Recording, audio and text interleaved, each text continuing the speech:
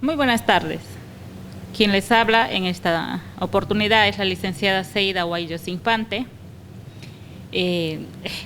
especialista en enfermería en cuidados intensivos, jefe de enfermeras de la unidad de cuidados intensivos del Hospital Regional de Loreto. En esta oportunidad voy a impartir la experiencia o a dar a conocer la experiencia del cuidado del adulto mayor afectado por COVID-19 en la unidad de cuidados intensivos del Hospital Regional de Loreto. Como parte de la historia de enfermería, sabemos que dentro de las epidemias y pandemias, las enfermeras han sido las primeras proveedoras de primera línea, desde la influenza en el 18, el VIH-Sida en el 1980, la fiebre hemorrágica del ébola en el 1995 y hasta la pandemia del síndrome respiratorio agudo severo en el 2003. La pandemia del COVID-19 ha dejado al descubierto la vulnerabilidad de los sistemas de salud y del cuidado de enfermería para enfrentar esta situación. Iquitos, la zona donde vivimos, donde estamos, fue el epicentro de la epidemia del COVID-19 en el Perú. La gente tuvo miedo. Los profesionales de la salud del Hospital Regional de Loreto, Felipe Santiago Arriola Iglesias, enfrentaron en esos momentos la peor cara de la epidemia de la COVID-19. Este centro hospitalario fue designado como el hospital COVID de la región y atendió a más de 700 personas hospitalizadas por esta enfermedad. A la unidad de cuidados intensivos del Hospital Regional ingresaron un total de 99 pacientes entre marzo hasta julio, de los cuales 36 fueron adultos mayores. De estos 36 adultos mayores, solo en junio tuvimos 12 pacientes adultos mayores con el diagnóstico de COVID-19, de los cuales el 24.2% mayores de 60 años a más, fueron mayores de 60 años a más, y solo el 12.1% fue del sexo femenino. Del lugar o del servicio de procedencia que vinieron fueron más del servicio de medicina con un 21.2%, del servicio de emergencia con un 10.1% y del servicio de infectología con un 5.1%. ¿Cuál fue la condición de egreso? El 42.1% fue dado de alta médica y el 57.9% fallecieron, los cuales fueron transferidos a la morgue con un 57.9%, a medicina el 34.2%, a Lima el 5.3% y a su casa el 2.6%. El tratamiento farmacológico que se utilizó en las personas adultas mayores que ingresaron a la UCI fueron en su mayoría protectores, casi en todos los pacientes protectores gástricos, con un 100%. Se utilizó por el tema del soporte ventilatorio y los pacientes tenían que entrar a un coma inducido, pseudoanalgesia con un 97.4%. Por el diagnóstico propiamente dicho y los procedimientos invasivos que utilizábamos, se utilizó antibióticos con un 97.4%.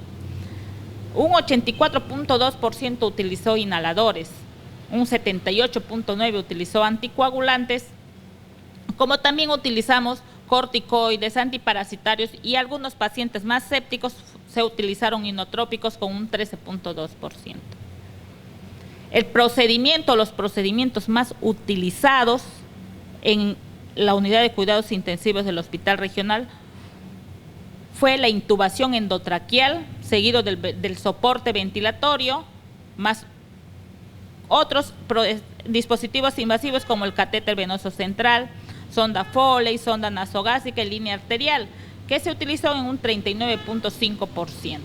Si hablamos de el paciente, de las personas mayores propiamente dichos, la CDC de los Estados Unidos ha afirmado que en estas personas se evidencian más probabilidades de presentar una enfermedad grave por COVID-19, debido a su comorbilidad por enfermedades no transmisibles, como las enfermedades cardiovasculares, enfermedades respiratorias y diabetes, entre otras. Asimismo, porque el envejecimiento se produce un desgaste del organismo, sobre todo a partir de los 75 años, con detrimento del sistema inmune. De otra parte, Las personas mayores con frecuencia son frágiles y sujetas a multimorbilidad. Tienen mayor riesgo de enfermedad grave y mortal. Las Naciones Unidas han instado a los países a proteger los derechos humanos de las personas mayores durante la pandemia del COVID-19. Obstáculos de tratamiento de enfermedades crónicas que afectan a las personas mayores exponiéndoles a una muerte anticipada. Puede ocurrir hasta discriminación por edad cuando se privilegia la atención de la urgencia de las personas en edades más jóvenes infectadas por el virus. También ocurre la estigmatización de las personas mayores como carga económica y el aislamiento que vulnere su derecho a la participación de la vida en la comunidad, aislándolos o acentuando los prejuicios en relación a los mayores. La literatura describe el siguiente perfil del enfermo crónico: la pluripatología, alta frecuentación hospitalaria, tanto de urgencias como de consultas externas y hospitalización, con ingresos de estancia media a prolongada, polimedicación, disminución de la autonomía personal con frecuente discapacidad y dependencia, consumo de gran cantidad de recursos sanitarios y sociales. Presenta otros factores adicionales a tener en cuenta, tales como la edad avanzada. Esta crisis sanitaria causada por esta pandemia ha puesto de relieve con toda su crueldad la relevancia de las enfermeras en cuidados críticos. Cada día hemos conocido la demanda de distintos hospitales para incorporar nuevos profesionales. En estos días, una luz de periodistas han llamado para conocer qué hacemos las enfermeras de la UCI. Triste pero real. Otra pregunta frecuente era la de los ratios enfermera-paciente y cuántas enfermeras de UCI. A raíz de esta pandemia, una de las recomendaciones que hacen las enfermeras italianas y de las cuales nosotros hemos optado es que se debe redefinir el modelo como un ratio enfermera-paciente 1:1 y ante procedimientos de riesgo y que requieren elevada concentración, incluso 2 enfermeras para un paciente. Se ha visto la necesidad de denegar las fiestas a las colegas, se han incrementado las horas de contratos reducidos de 21 a 28 horas a un tiempo completo. Se han recuperado enfermeras que estaban en servicios pero que tenían experiencia en cuidados críticos. Las enfermeras de China cambiaron los turnos de trabajo para adaptarse a la crisis. Probaron 3 opciones: turno partido de 4 horas por la mañana, 4 horas por la tarde, 8 horas de descanso entre ambos turnos de 6 horas y turnos también de 6 horas. En la UCI del Hospital Regional optamos por el modelo de 6 horas de trabajo, descansando 6 horas al mismo tiempo. En 6 por 6 para poder tener un descanso de por lo menos 6 horas. También se ha reorganizado el trabajo de las enfermeras para disminuir el gasto de equipos de protección individual y evitar el riesgo de contagio.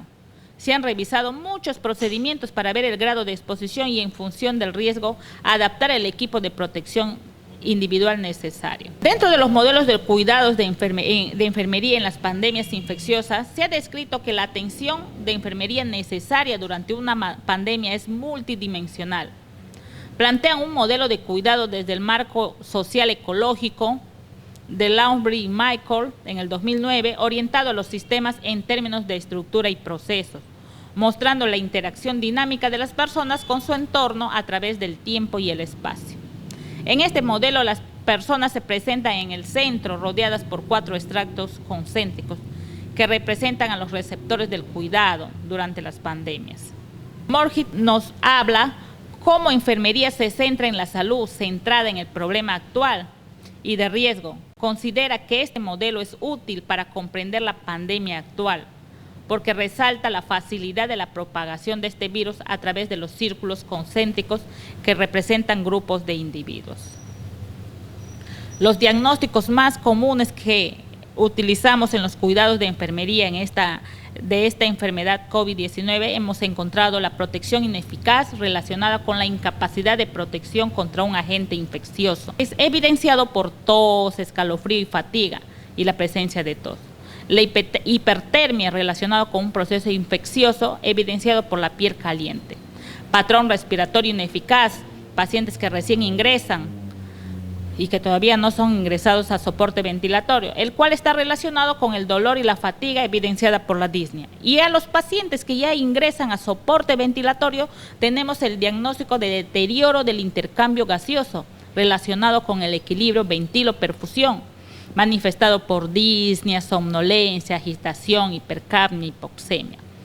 Algunos de estos diagnósticos son frecuentes, sin embargo, para evaluarlos debe ser individual, así como asistencia según las necesidades de cada individuo.